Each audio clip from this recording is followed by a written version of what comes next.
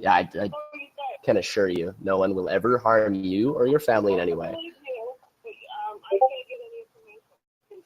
That's true. I do see where you're coming from in the sense that me getting information about you is not fair in a sense, but of course, I do need to make sure that I contact you. And the thing is I've worked in this kind of line of work for a while, and one thing that I've noticed is that a lot of the time these pedophiles, or I don't want to call your son a pedophile, he's not 18, but these people who are into younger ages, sometimes they're not mentally okay. And so I think that the best way to handle this is to call his parents, and maybe you can somehow fix this or sort this out, because my alternative was to have a police raid done on your home, and they would have collected information. Your son would be looking at 20 to 30 years in prison, and he will never be able to rebuild his life from that, especially now when it comes to something like pedophilia.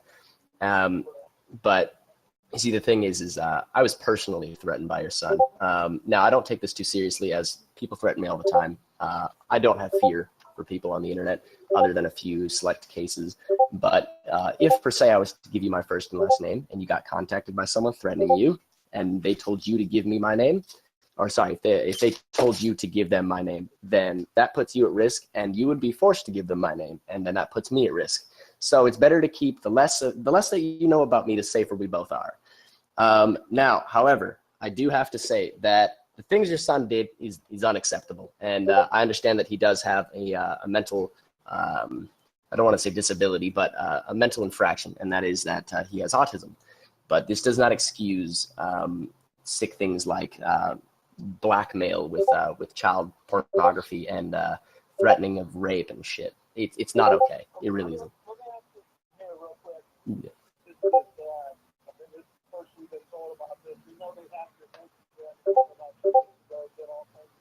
Hmm. And I know for sure that was somebody on you guys that did that, or information out there. So I took it to a computer guy and traced it. That was one thing I did. Second thing I did, I found out we had a phone call for about a 3-day period, and when we were looking at that stuff, we realized, oh, this isn't Alex at all. There's somebody that actually took Alex's pictures and then put the same below it. And then it went to our family members and his aunt and everything. Yeah. And he didn't even have his phone. So I called a computer technician about it. Now my son's telling me that he's standing here and he's saying that you're one of the guys that owns the front service. No. I actually have never touched Minecraft in my life. I simply was contacted by a friend who told me to look into this. So I've been looking into this for a couple months now. My job, I'm a private contractor. I work for hire, but I am a passionate contractor. So what this means is that I will not take jobs that do not matter, that have no moral compass. I only take jobs that proceed to keeping people safe and helping the community. And one thing that I cherish more than anything are jobs about people who endanger children. And I have seen... So on endangered children, tell me the stuff that he's doing. Okay. I know what Minecraft is. It's like a little Lego. It's a game, yeah.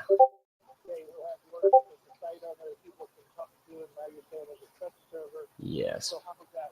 Basically, these people find this server, and when you join the server, you play the game and you chat with people in the chat section. And the thing is what he will do is, now I hate to say this because I understand he is your son and you love him and you care about him, but he coerces people and he talks to people. And one thing that he does is he then gets them into Discord, and Discord is where it becomes more intimate. You know, they talk to each other more in Discord. And one thing that I've noticed is that he seems to get attached to people. There was a 14-year-old and 11-year-old, two girls, very good friends with each other, who were both talking to him, and they were harassed for 6 months straight. Six straight months. That was one of those cases where it's like, all right, harassment, they could have just stopped talking to him. They could have blocked him and left. That's partly on them, that is. But another one was when you're 13 years old and you're trying things out and you're testing your way and you're trying to find what you like, one thing that you might try doing is nudes. It's sexting, giving other people, you're trying things out, getting validation for the way you look. And the thing is that makes it very easy for somebody with a little more knowledge about how to talk to people to easily get a 13-year-old to send them nude photos of them. And now the thing is what I'm seeing screenshots of him saying he has her nudes and her saying that he has threatened to leak them if she doesn't do things for him. She won't give me specifics, most likely because she's very afraid, probably quite disturbed by the whole situation, understandably, of course. Now, back to what you said before is that he didn't have his phone, but the thing is I talked to him in a voice chat a couple times. I tried to, but I will say that I tried to boycott him, but the whole point in boycotting for me is that I get them to admit things. If you humiliate somebody, generally what happens is the truth comes out.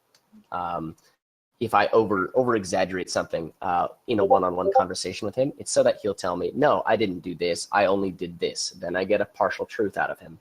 Then I can work my way up to a bit more and more information, which is how I know that he has stated that he no longer tries to coerce 14-year-olds.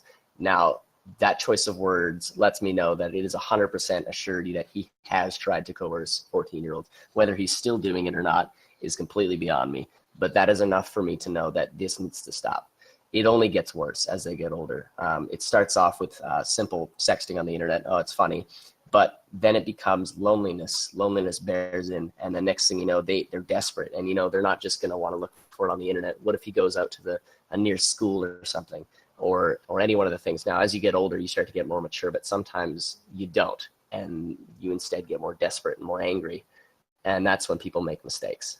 Mistakes like molesting children and rape. That's what I like to prevent. That's what my associate Max likes to prevent.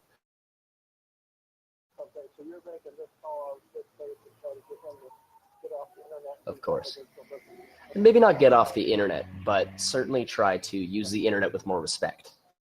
I don't think you can because there's just so much going on in this call, and last week the stuff was passed, and about 2 months ago stuff was passed, and I know it was passed because of course. I actually had his phone after he took those pictures.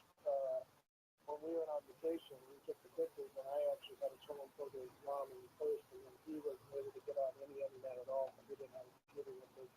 And then we seen somebody went on there and wrote about 20 things. And went to his sister. His sister called him, called him a dyke and everything. He was like, hey, I didn't do that. But keep in mind, there are people saying stuff. Of course, yeah. Some of this stuff, I'm sure. Yeah. I'm sure, he should handle better. Yeah. But he's going to be in the site for the lifetime, so they're going to be done with this. If you see any of my stuff leaked again, I guess I can pick it up with the Attorney General. I will make sure personally that your information stays within private domain. I want to make sure personally that information about you and your family stays in a private domain. I understand how dangerous the internet can be. Somebody sent an address all over the internet. I have someone at the door right now. If you want to talk later, you can call me one more time later. My wife's birthday today. So oh my God, I'm so sorry. Okay. All right. Thank you for handling this. All right. You have a nice day. You too. Bye. There you go. All right. You're all good on me.